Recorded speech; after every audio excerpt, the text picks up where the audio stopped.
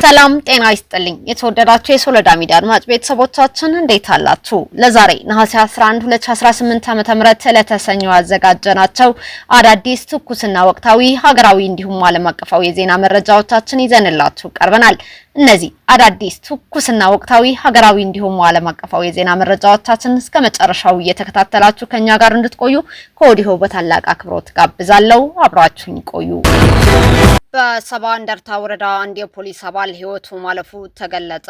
በሰባ እንደርታ ወረዳ አማኒት ቀበሌ ተጎጋ አካባቢ ተመድቦ ሲሰራ የነበረ መድኃኒ የተባለ የፖሊስ አባል ነሐሴ 9 2018 ዓ.ም ወደ ዕለተ እሁድ አጥቢያ ከሌሊቱ 7 ሰዓት ገደማ በክላሽ ተኩሶ ህይወቱ አጥፍቶ ማደሩ ከአካባቢው ነዋሪዎች የተገኘው መረጃ አመላክቷል። እንደ አካባቢው ነዋሪዎች ገለጻ የሟች ባለቤት ክላሹን ለመቀማት ተጣጥራ የነበረ ቢሆንም ከአቅሟ በላይ ሆኖ ራሱን ተኩሶ እንዳጠፋ ተገልጿል። የፖሊስ አባሉ ከአቅም በላይ የሆነ የወጣቶች አፈሳ በቀበሌው ላይ እንዲፈጽም ከጽንፈኛው ህወሓት መመሪያ እንደተሰጠውና ይህንን ባያደርግ ግን ህጋዊ እርምጃ እንደሚወሰድበት ተነግሮት በከፍተኛ ጭንቀት ውስጥ ይገኝ እንደነበር መረጃው ያመላክታል። ይህንን የጽንፈኛው ህወሓት ትዕዛዝ አልቀበልም በማለት በራሱ ላይ ተኩሶ ህይወቱን ማጥፋቱ ነው የተገለጸው። የሟች አስክሬን በአይደር ሆስፒታል ምርመራ ከተደረገበት በኋላ ወደ ቀበሌው መሸኘቱም ተገልጿል። በሸረሪና ውጊያ የጽንፈኛው ህወሓት ቡድን የሞትና የቆሰሉ የጦር መሪዎች ስም ዝርዝር ይፋ ሆነ።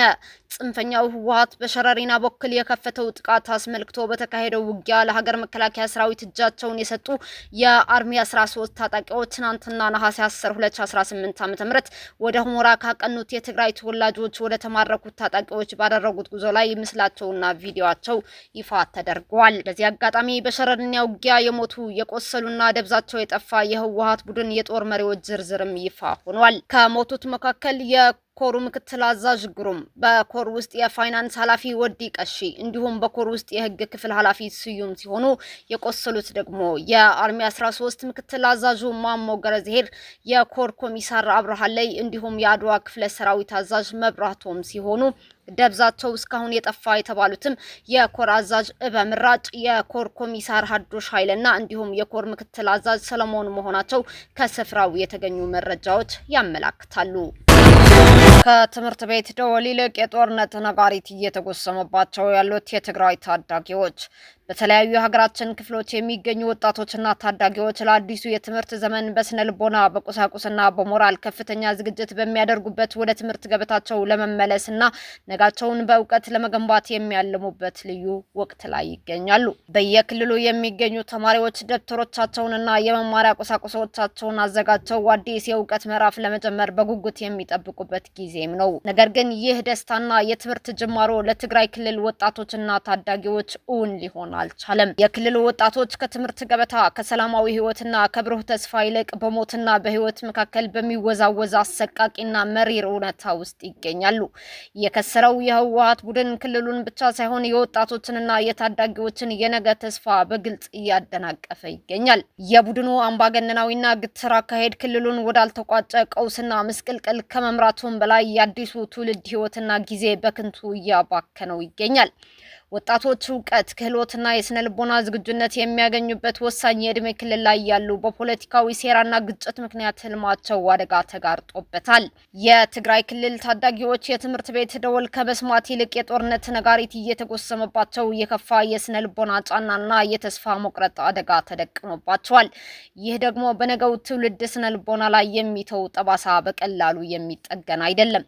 ህገወጡ ህወሓት የሀገር ተስፋ የሆኑትን ታዳጊዎችና ወጣቶች ከትምህርት ከእድገትና ከዘመናዊ እውቀት የማራቅ እኩይ ተግባሩ እየገፋበት ይገኛል። ይህ የከሰረው ቡድን የክልሉን ስልጣንና የገዛ ፖለቲካዊ ህልውናውን ብቻ ለማስቀጠል በሚያደርገው እኩይና ኃላፊነት የጎደለው እንቅስቃሴ የትግራይን አዲሱ ትውልድ ለባሰ ጨለማና ለድህነት አሳልፎ እየሰጠ ይገኛል። ወጣቶችና ታዳጊዎች በሳይንስ፣ በቴክኖሎጂ፣ በምርምርና በእውቀት መበልጸግ በሚገባቸው ወሳኝ ወቅት የወደፊት እጣ ፈንታቸው እንዲጨልም መደረጉ የክልሉን የወደፊት እድገት ብቻ ሳይሆን የሀገርንም የነገ ተስፋ የሚጎዳ ታሪካዊ ስህተት ነው። የትግራይ ወጣቶችና ታዳጊዎች ከፖለቲካዊ ቁማርና ለስልጣን ከሚደረግ እልህ ይልቅ ሰላም፣ ትምህርትና ስነ ልቦናዊ እፎይታና ብሩህ አድማስ ያስፈልጋቸዋል። ዩጋንዳ የጸጥታ ሁኔታቸው አስተማማኝ ወደሆነ ሀገራት የሚደረግ የበጎ ፍቃድ ስደተኞች መመለስ እንዲፋጠን ጥሪ አቀረበች። በአፍሪካ ከፍተኛ ቁጥር ያለው ስደተኛ የምታስተናግደውና ከ2 ሚሊዮን በላይ ስደተኞችን በውስጧ የያዘችው ኡጋንዳ እየቀነሰ በመጣው ዓለም አቀፍ ሰብአዊ እርዳታ ምክንያት ከፍተኛ ጫና ውስጥ መውደቋ ተገልጿል። የዩጋንዳ መንግስት የጸጥታ ሁኔታዎች ምቹ ወደሆነ ሀገሮቻቸው በፍላጎታቸው ለመመለስ ለሚያስቡ ስደተኞች ድጋፍ ለማድረግና ጥሪ ለማቅረብ መገደዱን አስታውቋል። በተመሳሳይ ጊዜ መሰረታዊ የሰብአዊ እርዳታ አገልግሎቶችን ሳያቋርጡ ለማቅረብ ይቻል ዘንድ ዓለም አቀፉ ማህበረሰብ የሚሰጠውን የፋይናንስና የቁሳቁስ ድጋፍ እንዲያሳድግ ጥሪ አቅርበዋል። አካባቢው ባሉ ጎረቤት ሀገራት ውስጥ የሚቀጥሉት ግጭቶች አሁንም ተጨማሪ ሰዎችን ለማፈናቀል ምክንያት እየሆኑ ባሉበት በአሁኑ ወቅት የእርዳታ አቅርቦት መቀነስ በሀገሪቱ ላይ የተደቀነው ከባድ የኢኮኖሚና የማህበራዊ ጫና የበለጠ አጉልቶታል። አሜሪካ ከሐማስ አመራር ጋር መከረች። የዶናልድ ትራምፕ አማች ጃሬድ ኩሽነር በጋዛ የተኩስ አቁም ስምምነት ዙሪያ ከሐማስ ከፍተኛ አመራር ካህሊል አልሃያ ጋር በግብጽ ተወያዩ። በግብጽ አልሜይን ከተማ የተካሄደው ስብሰባ አሜሪካ የምትደግፈውን ባለ 15 ነጥብ የሰላም እቅድን ወደ ትግበራ ለማስገባት ያለመ ነው ተብሏል። የሰላም እቅዱ ሐማስ ትጥቁን እንዲፈታና የእስራኤል ጦር ከጋዛ እንዲወጣ የሚያስገድድ እንደሆነም ይታወቃል። የሰላም እቅዱ ከሁለቱም ወገኖች በኩል ባጋጠመው አለመግባባቶች ምክንያት ሂደቱ መጓተቱ ቀጠናውን ውጥረት ውስጥ ከቶትም ቆይቷል። ይህ ውይይት አሜሪካ በሐማስና እስራኤል ላይ የምታደርገውን የዲፕሎማሲ ጫና ያበረታዋልም ተብሏል።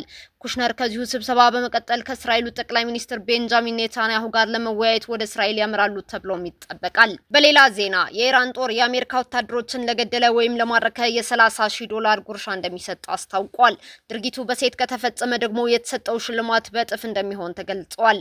ይህ ውሳኔ የተላለፈው ህዝቡ የገንዘብ ድጋፍ ለማድረግ ካቀረበው ከፍተኛ ጥያቄ በመነሳት ነው ሲሉ የኢራን ጦር ኃይል ጠቅላይ አዛዥ አሚር ሀታሚን ተናግረዋል። ሀታሚን የአሜሪካ ወታደሮችን መግደል ወይም መማረክ የትና መቼ እንደሚፈጸም ግን ያሉት ነገር የለም። በአሜሪካና ኢራን መካከል ያለው ውጥረት ቢቀጥልም በአሁኑ ወቅት በኢራን ምድር ላይ የተሰማራ የአሜሪካ እግረኛ ጦር የለም ሲል ዩሮኒውስ አስነብበዋል። እስካሁን አብራችሁን ከኛ ጋር ስለነበራችሁ እያመሰገንኩኝ በሌሎች መረጃዎች እስክንመለስ እንደተለመደው የሶለዳ ሚዲያ ቤተሰብ በመሆን ላይክ፣ ሼር፣ ሰብስክራይብ ማድረጋችሁን አትርሱ። አዳዲስ ትኩስና ወቅታዊ መረጃዎቻችን በቶሎ እንዲደርሷችሁ የደወል ምልክቷን ይጫኑ። ስኬት፣ ድልና ሰላም ለኢትዮጵያውያን። ሶለዳ ሚዲያ